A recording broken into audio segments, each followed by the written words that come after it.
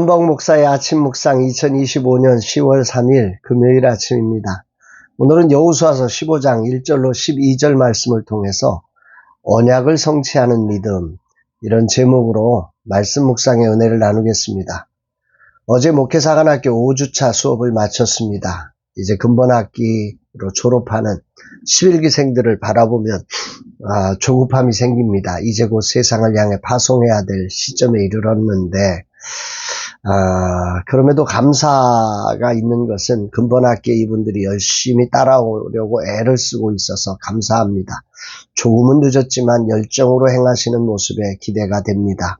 주님 이들을 축복하옵소서. 진실로 진짜 목사로 세워져 가고 하늘 부흥을 이루는 목사들로 서게 하옵소서 기도하게 됩니다. 이제 추석 명절을 앞둔 날 작은 교회 사역자들과 후원자들이 마음으로 섬겨주는 사랑을 듬뿍 받았습니다.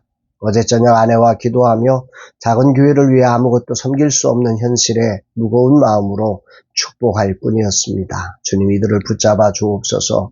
외롭지 않게 하소서. 주님의 동행하심으로 힘을 내게 하옵소서 기도했습니다.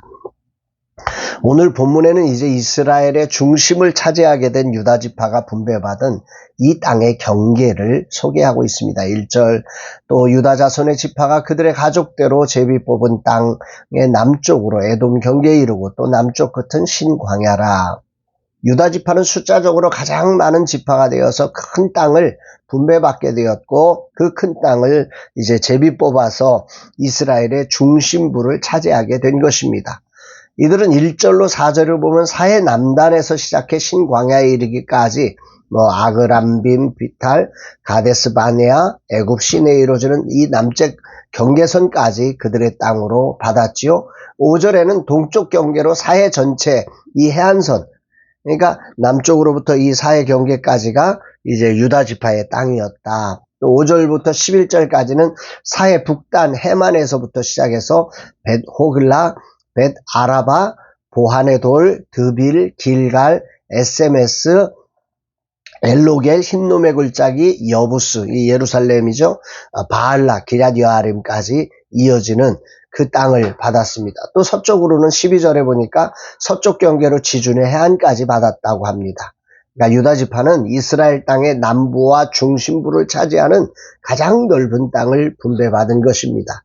그래서 유다 지파의 땅을 소개하면서 성경은 15장 전체를 걸쳐서 무려 63구절에 걸쳐서 소개를 하고 있습니다.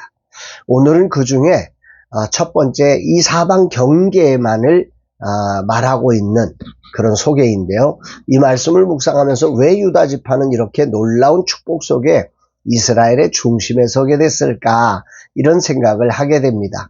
그 이유는 우선 야곱의 축복 때문임을 기억하지요. 야곱은 임종전에 유다를 축복하면서 창세기 49장 10절에 주가 유다를 떠나지 아니하며 통치자의 지팡이가 그 발 사이에서 떠나지 아니하기를 실로가 오시기까지 이르리니 그에게 모든 백성이 복종하리로다, 이렇게 축복하였습니다. 그럼 왜 야곱은 유다 지파를 축복했을까? 이렇게 생각이 들죠. 유다는 야곱의 넷째 아들입니다. 장자 르우벤은 아버지 첩 비라와 동침하여 장자의 권리를 상실했고, 시므온과 레이는 세겜에서의 폭력으로 그 권리를 놓쳤습니다. 그래 자연스럽게 네 번째인 유다가 그 장자의 권리를 받게 된 것이지요. 특히 유다는 요셉의 생명을 보존하는 데 결정적인 역할을 했을 뿐만 아니라 창세기 44장에서는 베냐민 대신 자신이 종이 되겠다고 나서며 중보자의 모습을 보여주었습니다. 물론 유다가 완전한 사람 아니죠. 유다도 부끄러운 실패를 했습니다. 그러나 그는 그 일에 책임을 지는 모습을 통해서 하나님의 용서를 누려서 이 장자의 복을 누리게 된 거지요. 그러므로 유다 지파가 이스라엘의 중심, 즉 예루살렘을 차지하고 가장 넓게 분배받은 이유는 이렇게 하나님의 주권적인 이 장자권의 네 번째로 자연스러운 장자권, 주권적인 선택에 의한 은혜였고, 유다의 중보적인 태도와 야곱의 그 언약이 성취되어 축복이 성취되어지는 과정이었고, 또 그를 통해서 메시아의 계보가 세워지는 이런 놀라운 축복의 통로가 된 것입니다. 이 과정에 광야 시절과 가나안 정복 전쟁에 유다 지파의 갈렙이 보여준 믿음의 태도가 있었습니다. 언제나 약속은 그 약속을 믿는 믿음의 사람이 있을 때 이루어지는 것입니다. 이 믿음으로 하나님은 당신의 언약을 이 유다 지파 속에 드러내신 거지요. 주님 오늘 내게 무엇을 말씀하시는 것일까? 언약의 소중함을 다시 한번 묵상하게 됩니다. 예수 그리스도를 통해 성취된 약속의 말씀을 붙들고 살아간다는 것이 얼마나 중요한 일인지를 돌아보게 됩니다. 분명 죄와 사망의 법에서 우리를 해방하신 복음의 약속이 우리에게는 다 주어졌습니다. 예수를 믿는다는 것은 바로 이 죄와 사망의 법에서 우리를 구원하신 하나님의 복음의 능력이 우리 가운데 미친 것입니다. 그럼에도 불구하고 사단은 우리를 늘 죄와 사망의 법 아래 있다고 외치고 있습니다. 12정탐꾼 중 10명의 정탐꾼이 외친 소리가 생각나지요. 그들은 하나님이 주신 약속의 땅을 바라보고는 악평합니다. 그 땅은 거주민을 삼키는 땅이고 거인들이 있고 그들이 보기에 우리는 메뚜기 같다고 말했습니다. 이들에게는 눈에 보이는 것만 보았지 하나님의 약속을 붙들지 못했던 거지요. 이 말을 들으신 하나님은 이렇게 유명한 말씀을 하시죠. 민수기 14장 28절에 그들에게 이르기를 여호와의 말씀에 내 삶을 두고 맹세하노라. 너희 말이 내 귀에 들린 대로 내가 너희에게 행한다. 이렇게 말씀하시며 결국 그들은 약속의 땅에 들어가지 못합니다. 그렇게 약속이 주어졌지만 믿음으로 살지 못한 사람들은 다 약속의 땅에 밟지 못하고 믿음으로 고백했던 여호수아와 갈렙이 들어가는 거죠. 오늘도 예수 그리스도는 분명 십자가에서 우리의 모든 죄와 사망의 법에서 우리를 해방하셨습니다.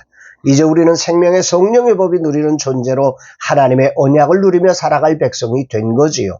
로마서 8장 1절로 2절 말씀 그러므로 이제 그리스도 예수 안에 있는 자에게는 결코 정죄함이 없나니 이는 그리스도 예수 안에 있는 생명의 성령의 법이 죄와 사망의 법에서 너를 해방하였습니다. 말씀하셨지 않습니까? 오늘 내 삶의 유다 지파가 언약을 누리는 축복을 누림처럼 약속을 붙들고 믿음으로 살아가는 삶인가? 주님은 오늘 이 말씀을 통해서 저를 녹화하고 계십니다. 나는 근자의 영적 전쟁과 중보기도라는 책을 쓰면서 이 부분을 매우 절실하게 느끼고 있습니다. 모든 영적 전쟁에서 우리가 붙들어야 할 말씀의 칼이 바로 이 하나님의 언약을 믿음으로 붙들고 사단을 물리치는 것임을 말입니다. 나는 이것을 회복 비전이라 표현하고 사용하고 있습니다. 이 하루 하나님이 예수 그리스도를 통해 십자가 부활로 완전한 승리를 누리며 모든 믿는 자에게 구원을 주시고 하나님의 자녀된 권세를 주심을 확신하며 언약의 축복을 붙들고 승리하는 날 되기를 다짐하게 됩니다. 이제 다시는 이 언약의 축복을 놓치고 살지 않겠다 다짐합니다. 이젠 정말 하늘 부흥을 이루는 자로 쓰임받으며 나의 삶의 후반전을 믿음으로 마치리라 다짐합니다. 주님, 오늘 유다 지파를 통해 주신 언약의 축복이 얼마나 소중한지를 깨닫게 하시니 감사합니다. 이 하루 당신이 십자가를 통해 이루신 그 승리와 영광을 신뢰하며 그 약속의 말씀을 붙잡고 사단이 점령한 모든 영역에서 승리를 이루어서 하나님 나라를 확장하며 영혼을 구원하고 세우는 이 사역을 감당하는 종이 되게 하옵소서. 믿음으로 후반전을 살아내게 하옵소서 고백하게 됩니다. 사랑하는 여러분, 여호수아와 갈렙처럼 믿음으로 예수 그리스도의 승리와 약속을 성취하는 이 복이 오늘 예수 안에서 우리에게 주어졌습니다. 이 사실을 믿고 이제 우리의 삶의 자리에 이 영광스러운 승리를 이 추석 명절에 온전히 누려가는 저와 여러분 되시기를 주의 이름으로 축복합니다. 사랑합니다.